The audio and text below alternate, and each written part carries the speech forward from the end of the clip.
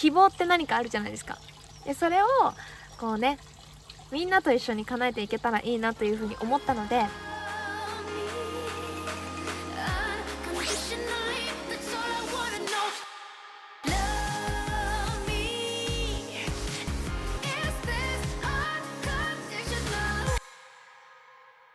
ことぶきみなこのマジことぶき。本日はホストファミリーのお家のお庭におります。ちょっとね今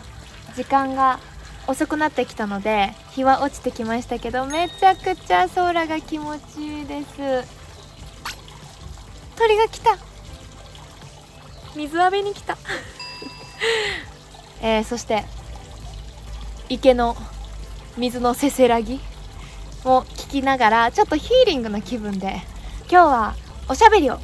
していく回です。あんまり喋るだけってしてないですもんね。イギリスからの生の声お届けしていきたいと思います。マジことぶき。まずはことぶきみなこのマジことぶき、YouTube チャンネル無事に開設ができ、そしてたくさんの方々に見ていただけていて本当に嬉しいです。ありがとうございます。たくさんの方が登録してくださったり、コメントもいいねも本当に嬉しい。自分一人で作ってるかなっていう気分にどうしても勝手にね、イギリスにいるとなっちゃうところが多々ある。それが皆さんにオープンして一緒にこう作ってってる感がすっごい楽しいし、コメントも読むのをすごく楽しみにしております。ありがとうございます。引き続きよろしくお願いします。マジことぶき。さあ、最初にも言いましたイギリスからの生の声ということで、実は学校が始まりました。まだそんなに経ってないっちゃ経ってないんだけど、私が行っている学校は語学学校、外国人の子たちが学ぶ英語の授業。私はもう平日は全部学校に今費やしております。すごく充実した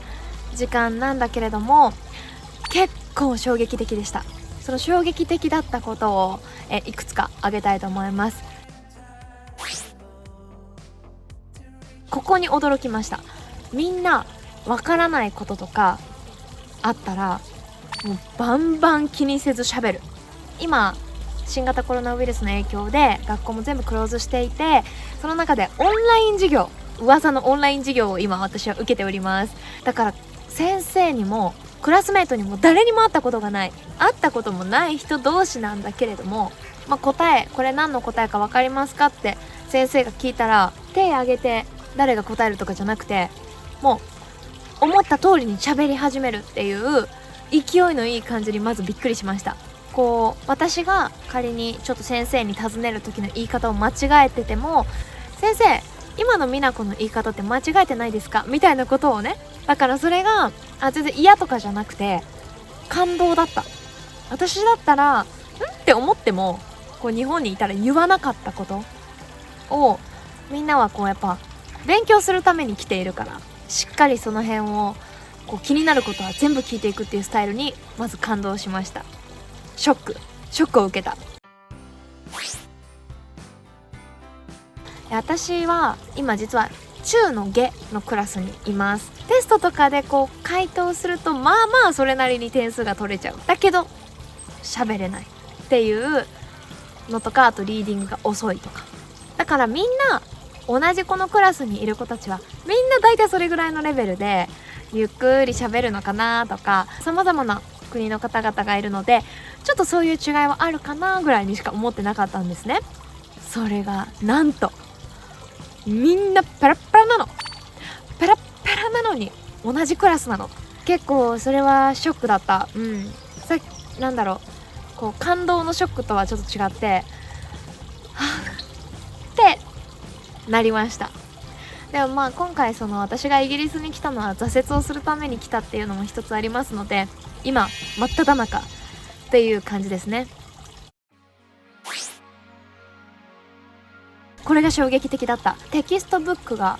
あるようでなくて、ディスカッションの時間がたくさんあること。文法ももちろん学んでいくんだけど、やっぱ授業のイメージって日本で英語を学んでた時は単語をつなげていくための動詞だったりとかこういう風につなげてきますよっていう、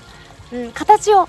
たくさん学んでいったイメージでした。その形を学んでいても実際こうアウトプットできない印象だったんですね。そんな中今回そうやって授業が始まりました。でオンライン授業だからテキスト全然届かなかったんですよ。最初先生が見せるその場で見せるノートブック的なテキストブックを見ながら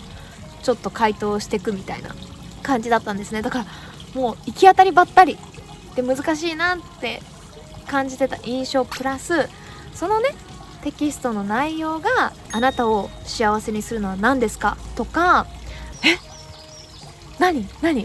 突然の哲学みたいな感じになったりするんだけど、みんなそれぞれに思い思いに答えるっていう感じで、私なりに音楽を聴く時間が幸せだとかね、私を幸せにしてくれるとか、本当にいろんなことを話していきます。他にもチャリティーをすることについてあなたどう思いますかとか、チャリティーでお金を募るっていうことはどう思いますか、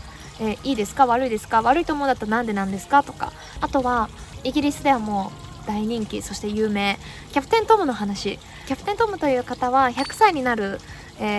おじいさまなんですけども、100回自分の庭を歩く、そして寄付を募る、その寄付を募ったものは NHS の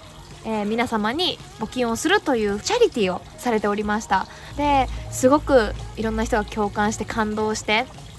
っていうことがニュースになってたんですけれども、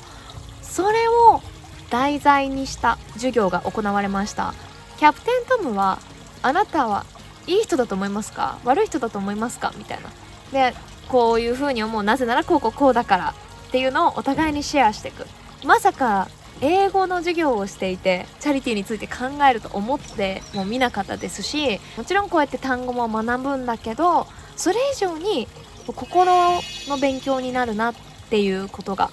多い。それが10年以上ぶりに受けた授業での感動発見でございました。マジこと